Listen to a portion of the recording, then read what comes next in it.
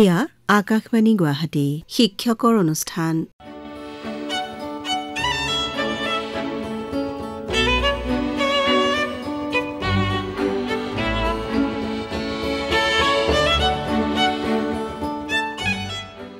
সমশ্ৰোতাকে নমস্কাৰ জনাই আজিৰ শিক্ষকৰ অনুষ্ঠান মুকলি কৰিছোঁ। আজিৰ অনুষ্ঠানত শুনক এটি কথিকা অসমীয়া ভাষাৰ শুদ্ধ উচ্চাৰণত শিক্ষকৰ কৰণীয়। কথিকাটি যুগুতাই আগবঢ়াইছে কৃষ্ণগুৰু আধ্যাত্মিক বিশ্ববিদ্যালয়ৰ অসমীয়া বিভাগৰ সহকাৰী অধ্যাপক ডক্টৰ গোবিন্দ প্ৰসাদ ভূঞাই।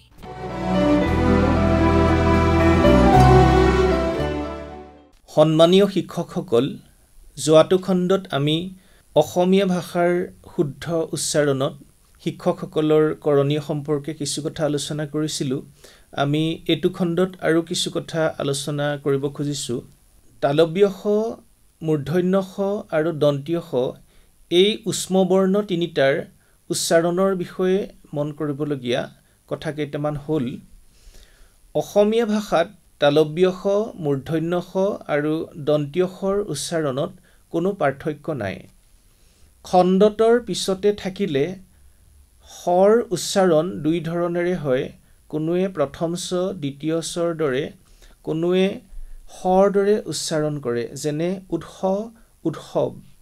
এই শব্দ দুটা উৎস বা উৎসৱ এনেকৈহে উচ্চাৰণ কৰিলে শুদ্ধ হয়।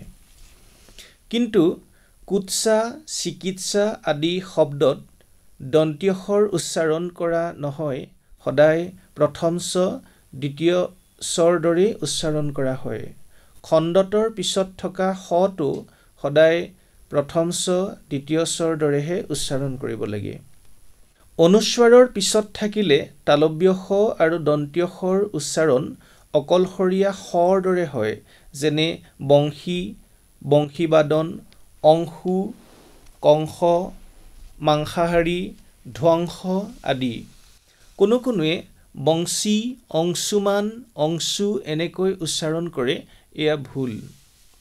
ৰ আৰু দৰে ৰ এই দুটা বৰ্ণৰ উচ্চাৰণ অসমীয়া ভাষাত একে, যেনে নাৰী অৰ্থাৎ তিৰুতা, নাৰী দন্তীয় নটাকাৰে না, দৰে ৰ তাত দীৰ্ঘ ইকাৰ, ধমনী।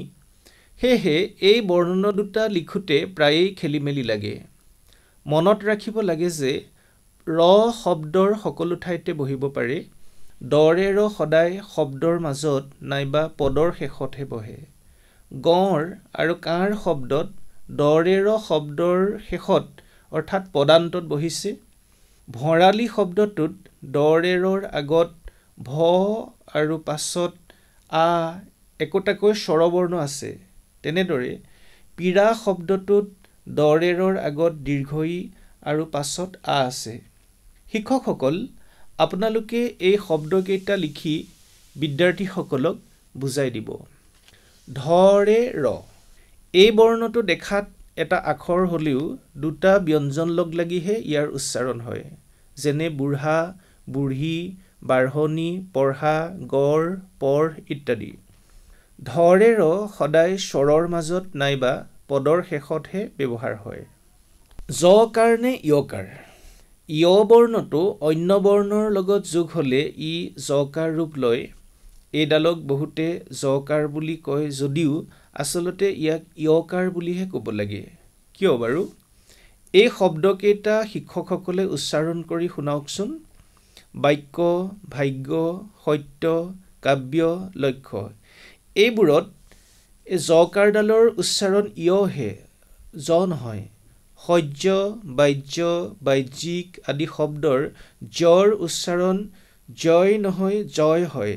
হৰ উচ্চাৰণ জ হ'লেও যকাৰৰ উচ্চাৰণ য়হে হয়। সেয়ে যকাৰ নুবুলি য়কাৰ বুলিহে ক'ব লাগে আৰু ছাত্ৰ ছাত্ৰীসকলকো য়কাৰ বুলি ক'বলৈ শিকাব লাগে। আজিকালি বহুতে কোৱা শুনো, তুমি আহিলে মই তোমাৰ লগত গ'লো হয়। এইটো ভুল বাক্য। হেতেন অনুপদৰ যুগত স্বৰূপ ভূতকালৰ সমাপিকা ক্ৰিয়াপদৰ সংগতি স্থাপন হ'ব পাৰে। ইতিমধ্যে কোৱা বাক্যটো যে তুমি আহিলে মই তোমাৰ লগত গ'লোহেঁতেন, এই বাক্যটোত গলোহেঁতেন স্বৰূপ ভূতকালৰ সমাপিকা ক্ৰিয়া, ইয়াৰ লগত আহিলে কৃদন্ত পদৰ সংগতি পোৱা গৈছে। আমি এতিয়া বাক্য প্ৰকৰণৰ কিছু কথা আলোচনা কৰিম। বাক্যত যিকোনো পদ যিকোনো পদৰ লগত বহিব নোৱাৰে। যোগ্যতা অনুসৰিহে বাক্যত পদৰ চয়ন আৰু উপস্থাপন হ'ব পাৰে। আমি বাক্যৰ এতিয়া অৰ্থগত যোগ্যতা সম্পৰ্কে কিছু কথা চাওঁ, যে বাক্যত ব্যৱহৃত পদৰ অৰ্থৰ সংগতি থাকিব লাগে। ভাতে আঞ্জাই লগ কৰোঁ, গাখীৰে চেনিয়ে লগ কৰোঁ, কাঠে বাঁহে লগ কৰি মুঠা বান্ধি আনো। কিন্তু মানুহে মানুহক লগ ধৰে। সেয়েহে সমিতিৰ বিষয়ববীয়াসকলে মুখ্যমন্ত্ৰীক লগ কৰিলে বুলিলে বাক্যটো শুদ্ধ হ'ব জানো? নিশ্চয়কৈ এইটো অশুদ্ধ বাক্য। শুদ্ধ বাক্যটো হ'ল সমিতিৰ বিষয়ববীয়াসকলে মুখ্যমন্ত্ৰীক লগ ধৰিলে। ইয়াৰ কাৰণ হ'ল মানুহৰ ক্ষেত্ৰত লগ শব্দৰ কৰ ধাতুৰ সৈতে প্ৰয়োগ নহয়, ধৰ ধাতুৰ লগতহে হয়। আমি সভাই সমিতিয়ে প্ৰায়ে কোৱা শুনো, আমন্ত্ৰিত অতিথিসকলক উষ্ম আদৰণি জনাইছোঁ। এই বাক্যটো শুদ্ধ। ইংৰাজীত ৱাৰ্ম ৰিচেপশ্যন হ'ব পাৰে। শীতপ্ৰধান দেশত উষ্ম আদৰণি গ্ৰহণ কৰাত কোনো আপত্তি নাই, কিন্তু আমাৰ জহপ্ৰধান দেশত তাপ লগাটো কষ্টকৰ, শীতলতাহে কাম্য। সেয়ে ৱাৰ্ম শব্দৰ উষ্ম বা উষ্ণ অৰ্থ অসমীয়াত খাপ নাখায়। অসমীয়াত স্নেহময় আদৰণি বুলি ক'লেহে অৰ্থৰ সংগতি স্থাপিত হয়, বাক্যটো তেতিয়াহে শুদ্ধ হয়। একেদৰে ৱাৰ্ম ক্লথৰ অসমীয়াত গৰম বা উমাল কাপোৰ হ'ব পাৰে, সাদৰ বা স্নেহময় কাপোৰ হ'ব নোৱাৰে। উমাল কানি কাপোৰক তপত কানি কাপোৰ বুলি ক'লেও বাক্যটো শুদ্ধ হয়। অৰ্থৰ যোগ্যতাহীনতাৰ অন্যান্য উদাহৰণ, যোৱা বছৰৰ 20 লাখ টকাৰ আয়ৰ বিপৰীতে এইবাৰ 25 লাখ টকা পোৱা গৈছে। এই বাক্যটোত ইংৰাজী এগেইনষ্ট শব্দৰ বিপৰীত অৰ্থটো ইয়াত নাখাটে। আয়ৰ ঠাইত হ'লেহে অৰ্থৰ সংগতি স্থাপন হয়। একেদৰে অসম ৰাজ্যিক বিদ্যুৎ পৰিষদ স্পৰ্টছ ক্লাবে অইল ইণ্ডিয়া FCৰ বিপৰীতে খেলিছিল। এইটো ভুল বাক্য। লগত খেলিছিলহে শুদ্ধ। পদৰ যোগ্যতাই ভাষাক জতুৱা ৰূপ প্ৰদান কৰে। পদৰ যোগ্যতাৰ বিষয়ে অজ্ঞতাৰ বাবেই আমি এই ভুলবোৰ কৰোঁ। আঘাত হানে, সৈন্য মোতায়ন কৰে, বক্তব্য ৰাখে বা থাকে, নিমন্ত্ৰণ থাকিল, নিয়ম মাফিক ইত্যাদি। এইবিলাক ভুল বাক্য। এই বাক্যবোৰৰ শুদ্ধ ৰূপবোৰ এনেধৰণৰ যে আঘাত কৰে, সৈন্য নিয়োগ কৰে, বক্তব্য দাঙি ধৰে, বক্তৃতা দিয়ে, নিমন্ত্ৰণ জনালোঁ। শিক্ষকসকল, আপোনালোকে এই বাক্যবোৰ কোৱাৰ পিছত ছাত্ৰ ছাত্ৰীসকলক আবৃত্তি কৰিবলৈ দিব। আপোনাৰ পিছতে তেওঁলোকক ক'বলৈ দিব, তেতিয়া তেওঁলোকৰ মনত ৰৈ যাব। এতিয়া ৰূপাত্মক যোগ্যতা সম্পৰ্কে কিছু কথা আলোচনা কৰোঁচোন। যে যি শব্দত য'ত যি বিভক্তি লাগে, সেই শব্দত সেই বিভক্তি নলগোৱাকৈ কথা ক'লে বা লিখিলে পদে ৰূপকাত্মক যোগ্যতা হেৰুৱায়, তেতিয়া বাক্য অশুদ্ধ হয়। দয়নুৱে কৈছে যে মই বজাৰত যাওঁ। দেৱবৰ্ণিনীয়ে কৈছে মই ঘৰত যাওঁ। আপুনি কেতিয়া আহিলে? তোমালোকে কলৈকো নাযাবা। এইবোৰ ভুল বাক্য। শুদ্ধ ৰূপবোৰ হ'ল দেৱবৰ্ণিনীয়ে কৈছে মই ঘৰলৈ যাওঁ। দয়নুৱে কৈছে মই বজাৰলৈ যাওঁ। আপুনি শ্বিলঙলৈ যাব। আপুনি কেতিয়া আহিল? তোমালোক কলৈকো নাযাবা। এইবিলাকহে শুদ্ধ বাক্য। অসমীয়া ভাষাত সম্বন্ধ বুজোৱা বিশেষ্য শব্দবোৰত দুতৰপীয়া বিভক্তি যোগ হয়। এনেকুৱা শব্দত প্ৰথমে পুৰুষ অনুসৰি বিভক্তি যোগ হোৱাৰ পিছত কাৰকবাচক বিভক্তি যোগ হ'লেহে পদবোৰ বাক্যত ব্যৱহাৰ হোৱাৰ যোগ্য হয়। এয়া হৈছে ৰূপগত যোগ্যতা। এনে ৰূপগত যোগ্যতা নোহোৱাৰ বাবেই এই বাক্যবোৰ অশুদ্ধ বাক্য হৈ পৰে। যে তোমাৰ মায়ে মাতিছে, তোমাৰ দেউতাক মই দেখিছোঁ, তেখেতৰ জীয়ে গান গায়। এইবিলাক অশুদ্ধ ৰূপ। শুদ্ধ ৰূপবোৰ হ'ল যে তোমাৰ মা ৰাই মাতিছে, তোৰ দেউতাৰক মই দেখিছোঁ, তেখেতৰ জীয়েকে গান গায় ইত্যাদি। আমি সাধনগত যোগ্যতা সম্পৰ্কে কিছু কথা আলোচনা কৰোঁচোন। যে শব্দৰ সাধন ভুল হ'লে পদৰ ৰূপগত যোগ্যতা নোহোৱা হয়।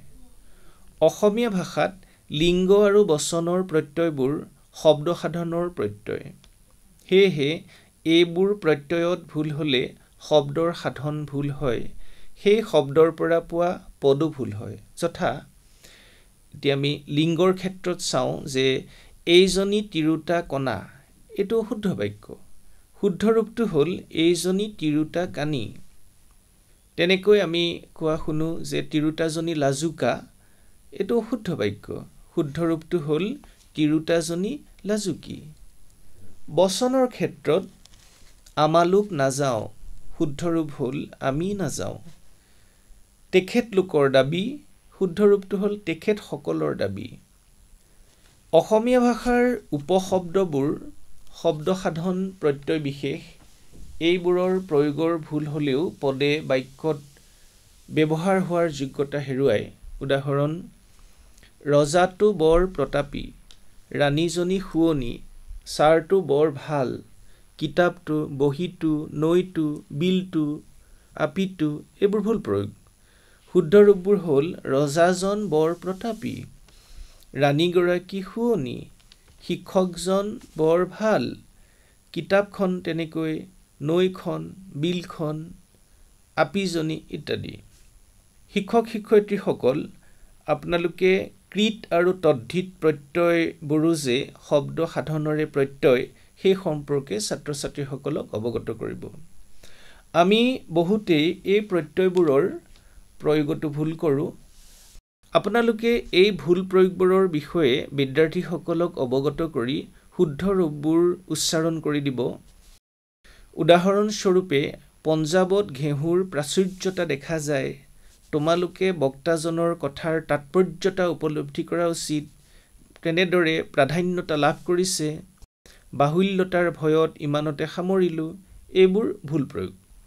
শুদ্ধ ৰূপবোৰ হ'ল যে পঞ্জাৱত ঘেঁহুৰ প্ৰাচুৰ্য দেখা যায়, তোমালোকে আজিৰ সভাখনৰ তাৎপৰ্য উপলব্ধি কৰা উচিত। তাৎপৰ্যতা ভুল, তাৎপৰ্যহে শুদ্ধ।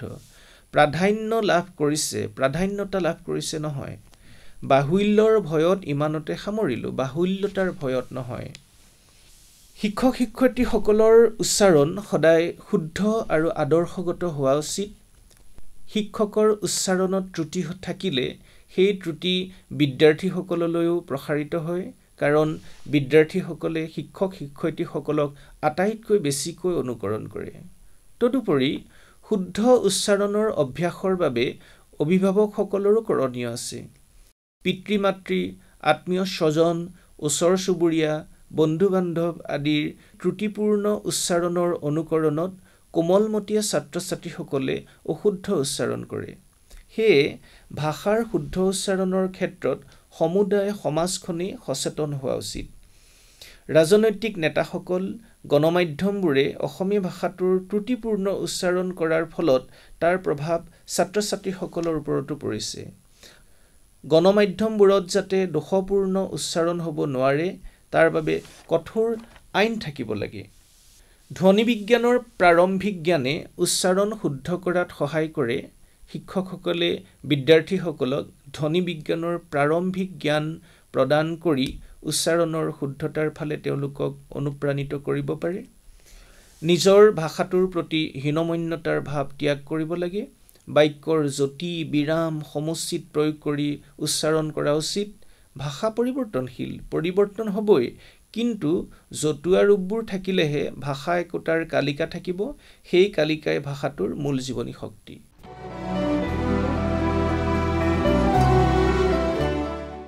ইমানপৰে শ্ৰোতাসকলে অসমীয়া ভাষাৰ শুদ্ধ উচ্চাৰণত শিক্ষকৰ কৰণীয় কথিকাতি শুনিলে। কথিকাতি যুগুতাই আগবঢ়ালে কৃষ্ণগুৰু আধ্যাত্মিক বিশ্ববিদ্যালয়ৰ অসমীয়া বিভাগৰ সহকাৰী অধ্যাপক ডক্টৰ গোবিন্দ প্ৰসাদ ভূঞাই। আজিলৈ আমাৰ সময়ো হৈ আহিল। শিক্ষকৰ অনুষ্ঠান আজিলৈ ইমানতে সামৰিছোঁ। নমস্কাৰ।